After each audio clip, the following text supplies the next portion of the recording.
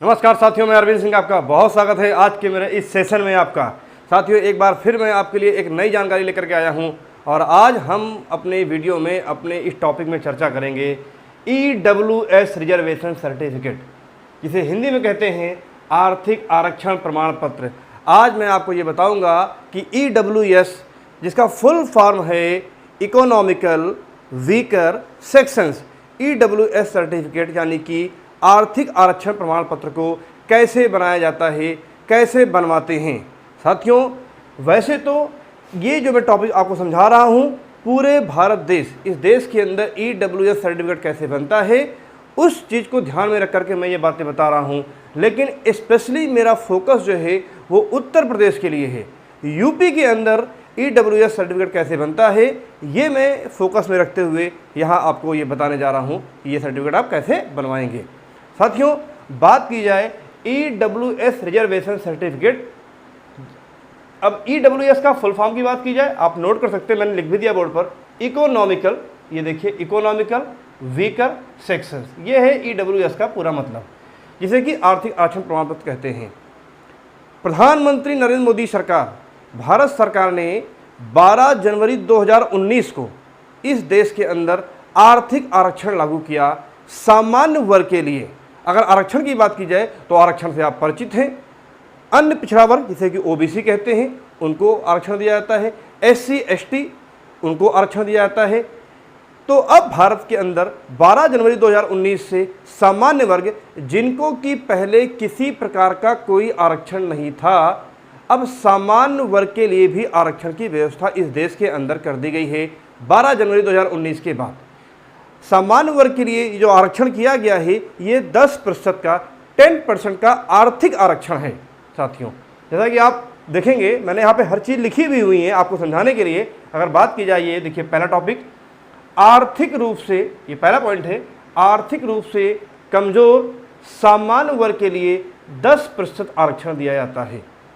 ये आपका है, सभी सामान्य वर्ग के लोगों को नहीं, जो आर्थिक रूप से कमज़ोर हैं ऐसे सामान्य वर्ग के लोगों के लिए 10% आरक्षण की व्यवस्था 12 जनवरी 2019 के बाद की गई है इस पूरे देश के अंदर। अब अलग अलग राज्यों ने इसको अपने यहाँ लागू भी किया है। कुछ राज्यों में इसके जो फॉर्म भरे जाते हैं या EWS सर्टिफिकेट जो बनवाते हैं या जो बनाया जाता है वो ऑनलाइन होता है, इसका सारा प्रोसेस ऑनलाइन है। कुछ राज्यों में ऑफलाइन व्यवस्था है। अगर बात करें यूपी की, उत्तर प्रदेश की, तो उत्तर प्रदेश के अंदर आर्थिक आरक्षण प्रमाण पत्र यानी EWS फॉर्म जो है ऑफलाइन बनाया जाता है। मैनुअल आपको भरना होता है इसका आवेदन और तहसीलों में जाकर के इस पर आपको रिपोर्ट लगानी होती है। कैसे बनता है सारा प्रोसेस मैं आपको बताने जा रहा हूँ। बात करें आंध्र प्रदेश की, बात करें बिहार की, तो वहाँ पर यह प्रोसेस पूरा ऑनलाइन है, लेकिन यूपी में यह व्यवस्था ऑफलाइन है। ठीक, तो ये 10% आरक्षण।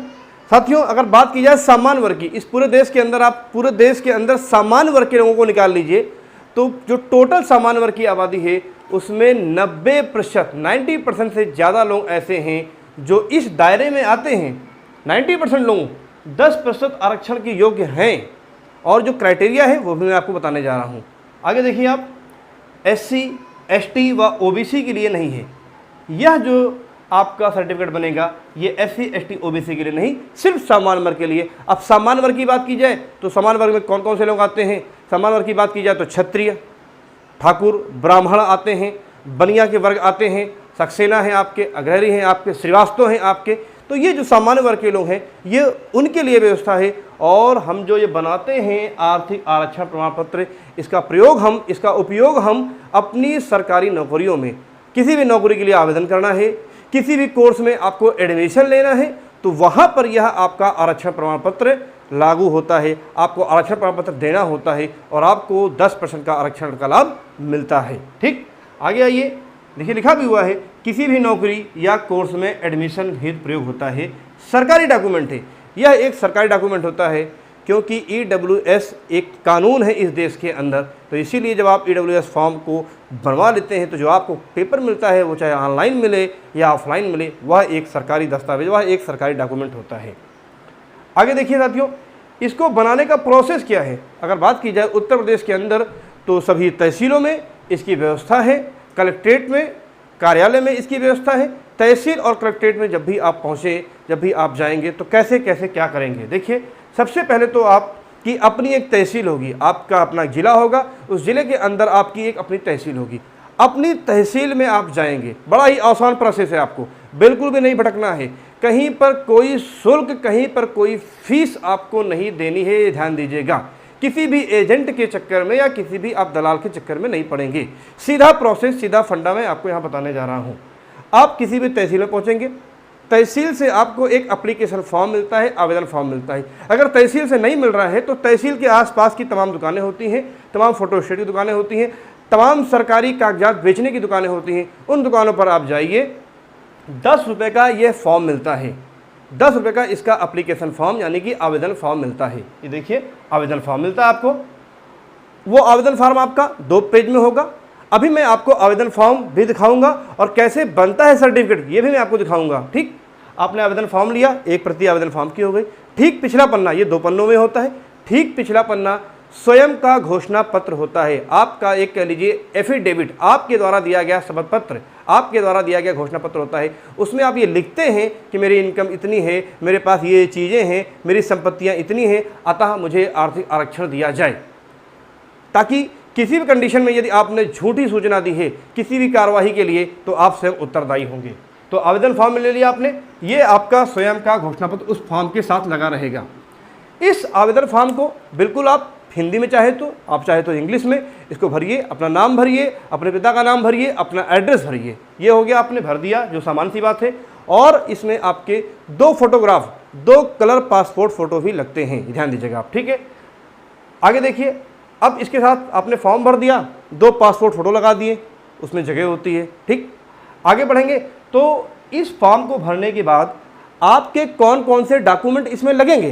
तो देखिए, सबसे पहले तो आधार कार्ड ऑब्लिक निवास प्रमाण पत्र, ये दोनों चीज़ों में से आपके पास कोई एक चीज़ होनी चाहिए। आधार कार्ड आपके पास होना चाहिए, उसकी आप फोटोकॉपी लगा दीजिए। निवास प्रमाण पत्र होना चाहिए, उसकी आप फोटोकॉपी लगा दीजिए। इन दोनों में से कोई भी एक चीज़। निवास प्रमाण पत्र भी तहसील से ही बनता है। ठीक है, और आगे देखिए, आय प्रमाण पत्र यानी कि इनकम सर्टिफिकेट, आपका इनकम सर्टिफिकेट बना होगा। अगर नहीं बना होगा तो आपको पहले इनकम सर्टिफिकेट बनवाना होगा, उसके बाद ही EWS रिजर्वेशन सर्टिफिकेट की बात आएगी।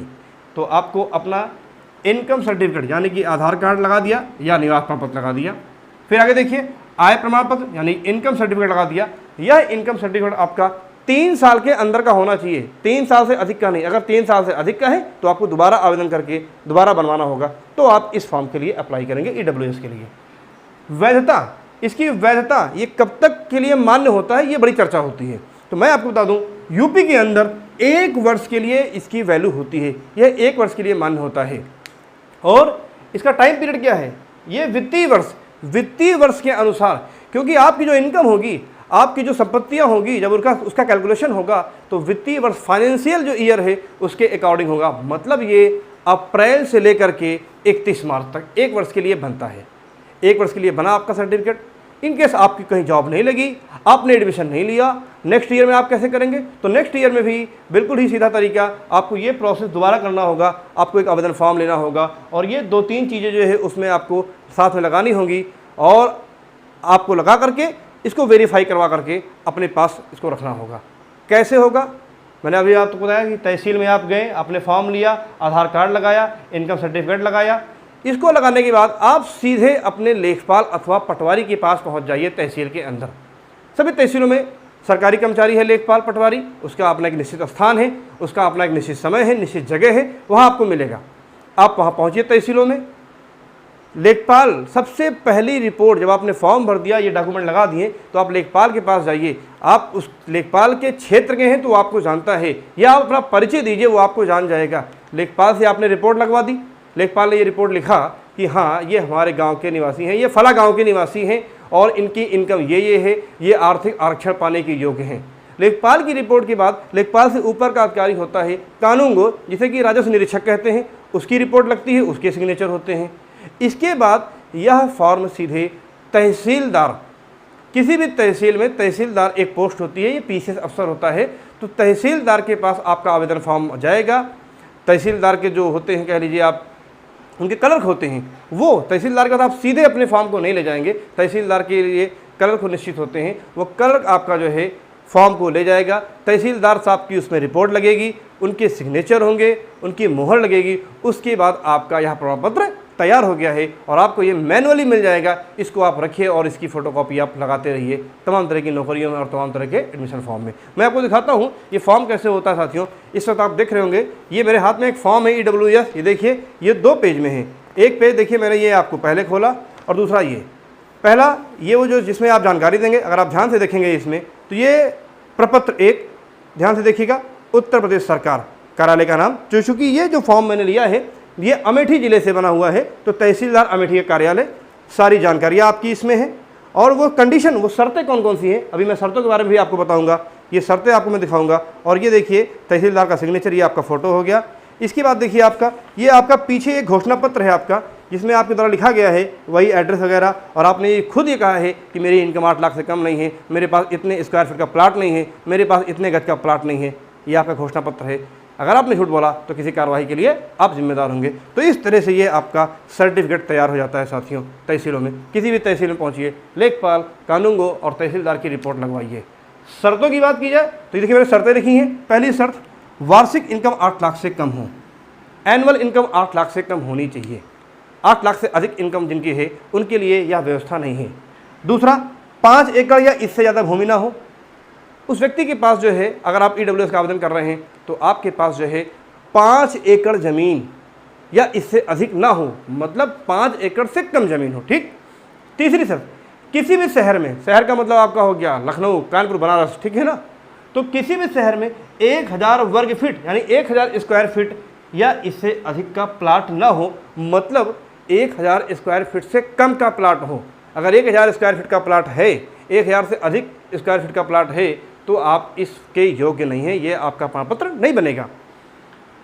ये देखिए नगर पालिका के अंतर्गत, नगर पालिका की बात की जाए तो आपके छोटे शहर हैं, बिजनौर आपका हो गया, रायवली हो गया, सुल्तानपुर हो गया, प्रतापगढ़ हो गया, आपका ऐसे सीतापुर, हरदोई ऐसे शहर हो गए आपके। तो नगर पालिका के अंतर्गत 100 वर्ग गज से कम का प्लाट हो, 100 वर्ग गज से कम का प्लाट हो। अगर 100 वर्ग गज या 100 वर्ग गज से अधिक का प्लाट है तो भी आप इसके योग्य नहीं हैं। और अंतिम बात देखिए, 5वां पॉइंट है, नगर पालिका के बाहर, आप नगर पालिका के बाहर आ जाइए, नगर पंचायत के इलाके में आ जाइए, जो ग्रामीण कस्बे हैं, जो है जो अभी बिल्कुल शहर की थोड़े बहुत वहाँ पर जो है शहरी व्यवस्था है, तो नगर पालिका के बाहर की बात की जाए तो 200 वर्ग गज से कम का प्लाट हो। नगर पालिका में 100 वर्ग गज से कम, नगर पालिका के बाहर की बात की जाए तो 200 वर्ग गज से कम का प्लाट होना चाहिए। ये वो 5 शर्तें हैं।